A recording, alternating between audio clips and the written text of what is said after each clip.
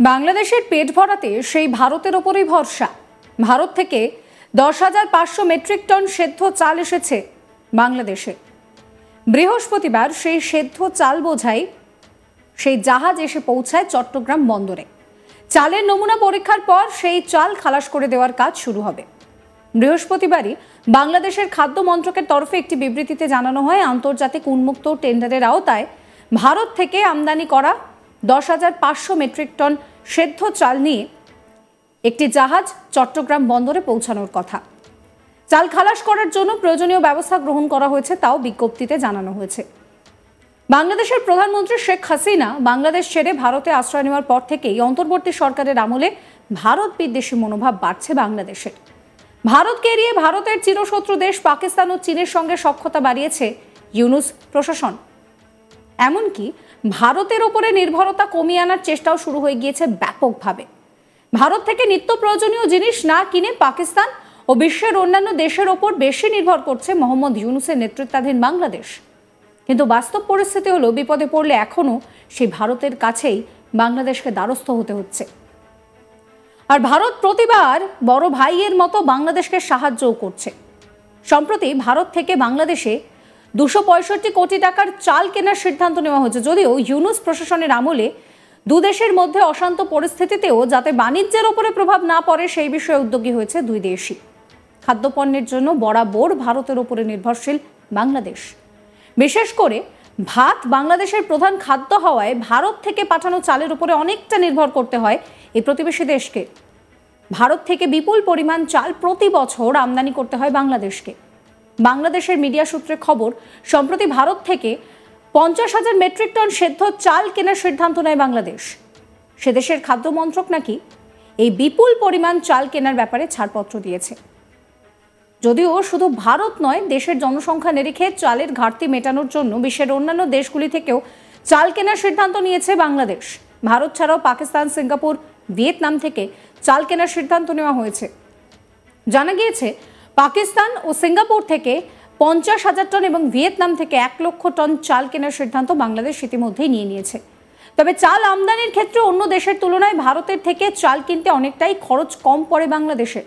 তথ্য অনুসারে ভারত থেকে আমদানি করতে যে টাকাটা খরচ হচ্ছে সেটা কিন্তু টন পিছু খরচ হচ্ছে এই ধরে নিন প্রায় $488, যেখানে মায়ানমার থেকে যদি আমদানি করতে হয় তাহলে সেখানে কিন্তু অনেকটাই বেশি খরচ হচ্ছে, প্রায় $515 কাছাকাছি।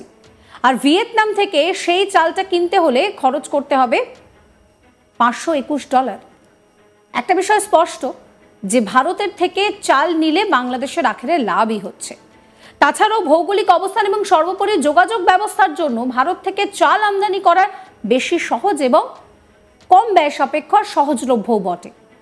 প্রসঙ্গত কিছুদিন আগেই অন্তর্বর্তী সরকারের প্রধান উপদেষ্টা ভারত ও বাংলাদেশের বাণিজ্যের বিষয়ে সওয়াল করা হয়েছিল তাকে একটি অনুষ্ঠানে। কিছুদিন আগে পর্যন্ত যে বাংলাদেশ ভারতের উত্তর পূর্বের রাজ্যগুলি অর্থাৎ 7 সিস্টার্স দখলের হুঁশিয়ারি যে বার্তা, সেই বার্তা দিয়েছিল, সেই বাংলাদেশ এখন ধীরে ধীরে সুর পাল্টাচ্ছে। বাংলাদেশের অন্তর্বর্তী সরকারের প্রধান উপদেষ্টা মোহাম্মদ ইউনূসকে বলতে শোনা গিয়েছে যে ভারতের উত্তর পূর্বের রাজ্যগুলি অর্থাৎ 7 সিস্টার্স বাণিজ্যের পথ সেখানে খুলে দেওয়ার কথা। বাংলাদেশ সেখানে কিন্তু এই যে বাণিজ্যের বিষয়টা, সেই বিষয়টা জানাচ্ছে। একই সঙ্গে অর্থনৈতিক অঞ্চলে কাজ করার কথাও বাংলাদেশ জানাচ্ছে। মোহাম্মদ ইউনূস বলছেন যে আমাদের সমুদ্র বন্দর তাদের মাল আনা নেওয়া করবে, তারাও আমাদের পণ্য আমদানি রপ্তানি করবে, তারাও এই সুযোগ পেলে আনন্দিত হবে, তাদের ব্যবসা আমাদের ব্যবসা সমৃদ্ধ হবে। শুধু ভারতের 7 সিস্টার্স দিয়ে বাণিজ্য পথ সুগম করাই নয়, একই সঙ্গে নেপাল, ভুটানের সঙ্গে একইভাবে বাণিজ্য বাড়ানোর কথা বলেছেন ইউনূস। এখন প্রশ্ন হচ্ছে যে কেন ভারতের বিরুদ্ধে সুর নরম করলেন তিনি? সূত্রের খবর, দেশ চালাতে গিয়ে আর্থিক দুরবস্থার বিষয়টা টের পেয়ে গিয়েছেন মোহাম্মদ ইউনূস। এদিকে আর্থিক অনুদান বন্ধ করে দেওয়ার ঘোষণা করেছেন আমেরিকার প্রেসিডেন্ট ডোনাল্ড ট্রাম্প।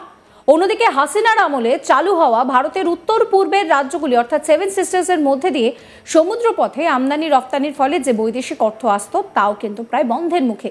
তাই ব্যাপক আর্থিক ঘাটতির মুখে পড়ে শেষ পর্যন্ত সুর নরম করতে বাধ্য হয়েছেন মোহাম্মদ ইউনূস, এটাই মনে করছেন আন্তর্জাতিক বিশেষজ্ঞরা।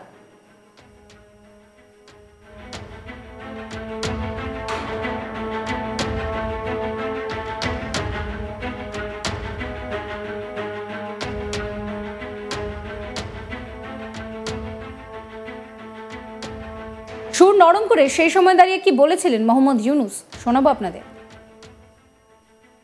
হলো নেপাল আমাদের অঞ্চল, নেপালের সৌভাগ্য তারা হিমালয় পর্বতের পাদদেশে আছে। দুর্ভাগ্য হলো সমুদ্রের দেখা তাদের হয় না। তাদের সমুদ্র দেখতে হলে আমাদের মাঝখান দিয়ে দেখতে হবে, আমাদের মাধ্যমে দেখতে হবে। সে পথ আমরা করে দিই, আমরা একসঙ্গে যৌথ অর্থনীতি গড়ে তুলি। তার সমুদ্রের অভাব, আমার পর্বতের অভাব, হাইড্রো, দুই অভাব একসঙ্গে পূরণ করে দুজনে। ভুটান একই কাণ্ড, তারও সমুদ্র দর্শন হয় নাই। তাকে সমুদ্রে আসতে হলে আমার পথ দিয়ে আসতে হবে, আমরা তাকে স্বাগত জানাই। তেমনি ভারতের পূর্বাঞ্চল একই অবস্থা, নেপালের যে অবস্থা, ভুটানের যে অবস্থা, ভারতের সেভেন সিস্টারের একই অবস্থা। তার সমুদ্র দর্শন তার হয় না, হবে না। তার সঙ্গে আমরা যোগ দিই একসঙ্গে এই অর্থনৈতিক অঞ্চল। আমাদের যে সমুদ্র বন্দর, তাদের মাল আনা নেওয়া করবে, আমাদের মাল আনা নেওয়া করবে, তাদের কাছে যাবে। তাদের অর্থনীতি আমাদের অর্থনীতি একসঙ্গে জাগবে। তারাও খুব কষ্টের অবস্থায় আছে, তারা খুব ভালো অবস্থায় নেই। তারা এই সুযোগ পেলে তারাও আনন্দিত, তাদের ব্যবসা আমাদের ব্যবসা, রমরমা ব্যবসা হবে, একসঙ্গে ব্যবসা হবে।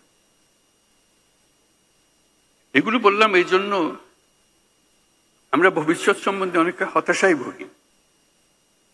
হতাশার তো কারণ নাই, এটা আনন্দের বিষয়। আমাদের যে অবস্থান, যে সুযোগ সুবিধা, শুধু সেগুলোকে আহরণ করা, কাজে লাগানো।